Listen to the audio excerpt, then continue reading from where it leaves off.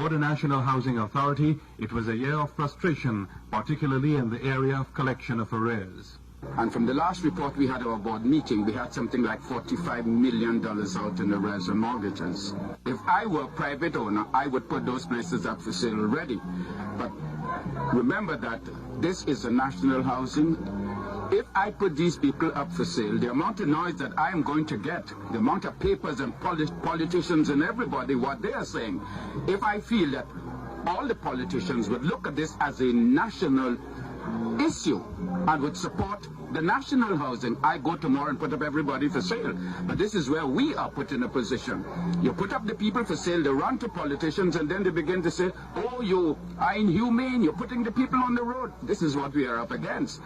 Government in 1985 was able to provide only a fraction of the housing needs of the country.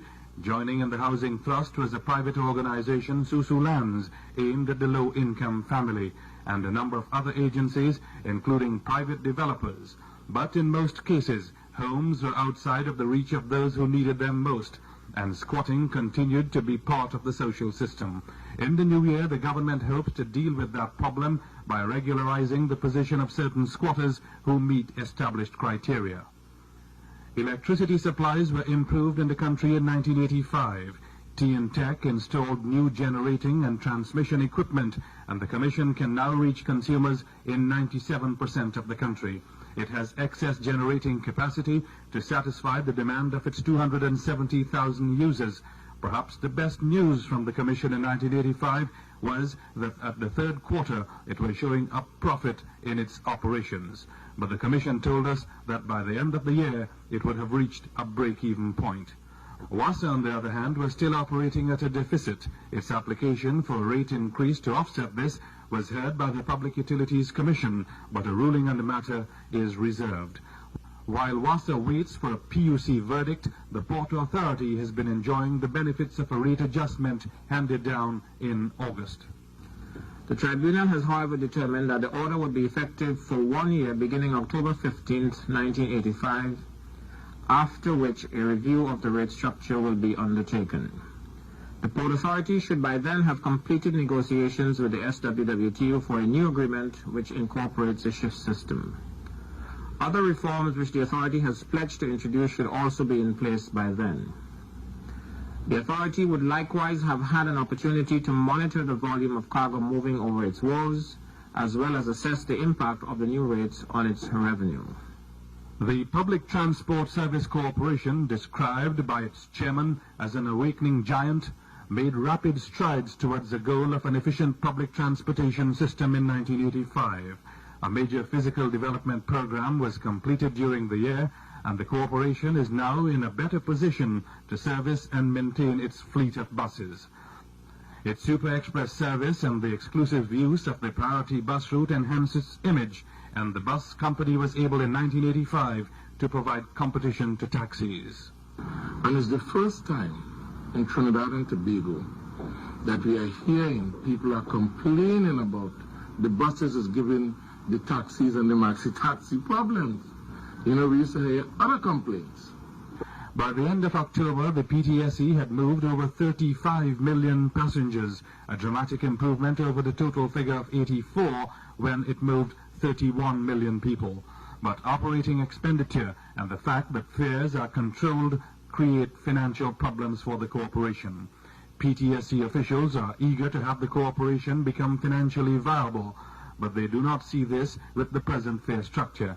And in addition, the corporation provides free transportation to pensioners, and all school children ride free. Education and the future of the national education system was addressed during 1985. A public consultation on a draft education plan was held at Chaguaramas to sound out public opinion on this very important issue. No one, I think, will disagree with the statement that the most important single factor in the success of a good school is the quality of its leadership. Principals in Trinidad and Tobago should be given back some of the authorities which they once had. Principals got no authority in this country, and that is why discipline has broken down, and that is why teacher performance is so poor and so reach the lowest ebb in the country, principals cannot.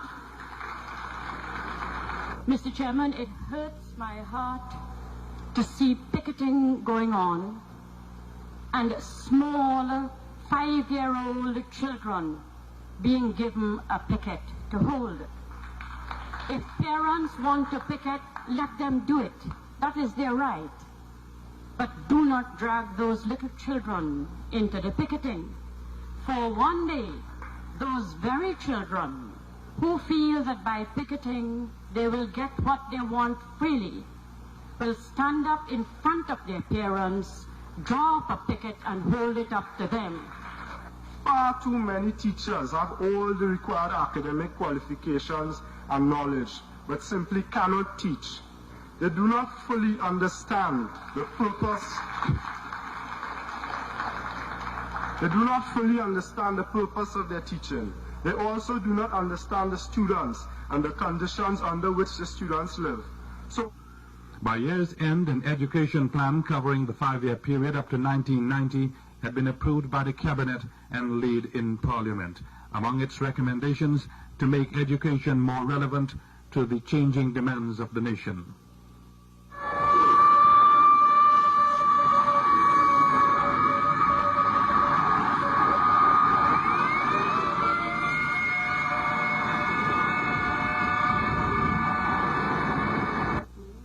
In 1985, firefighters were kept busy. Figures for the period up to June indicated that firemen in the nation responded to 2,600 calls, an average of 14 every day. Many of the blazes were accidental, and a large number of them linked to electrical faults. The toll on the nation was high. Latest data show fire losses for the first half of the year totaling nearly $83 million. More than the entire loss for 1984, which stood at $67 million. But there were large fires after June, and when the final tally is done, 1985 may very well go down as the most disastrous year in terms of fire losses since 1970.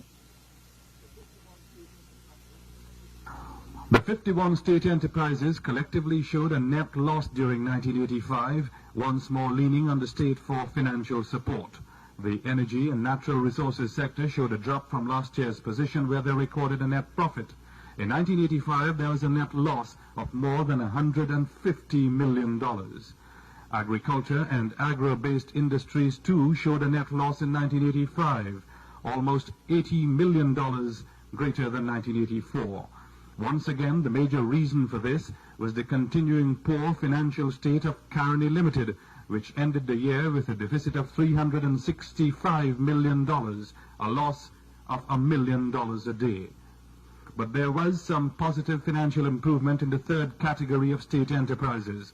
Although a net loss was still recorded, the figures showed an improvement in the financial performance of those enterprises falling under the category of finance, transportation, and communication.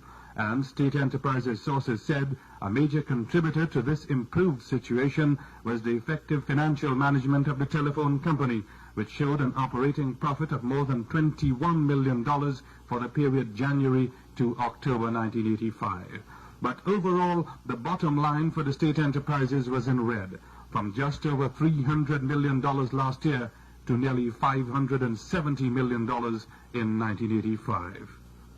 In 1985, state enterprises collectively employed more than 31,000 people who earned wages and salaries in excess of $1 billion. These people, through direct PAYE taxation, returned an estimated $300 million to the state treasury. Yet in 1985, the state enterprises came in for a severe licking, because many of them, operating outside of the daily public glare, continued to operate without proper public accountability, a fact which is more significant since the state enterprises constitute what may be termed the nation's biggest conglomerate, representing an investment of nearly $9 billion of taxpayers' money. The question of accountability came into sharp focus in 1985 when the Public Accounts Enterprises Committee of Parliament tried to summon documents and call witnesses in an investigation into the operations of Plipdeco, the Point Lisas Industrial Port Development Company. Plipdeco refused to cooperate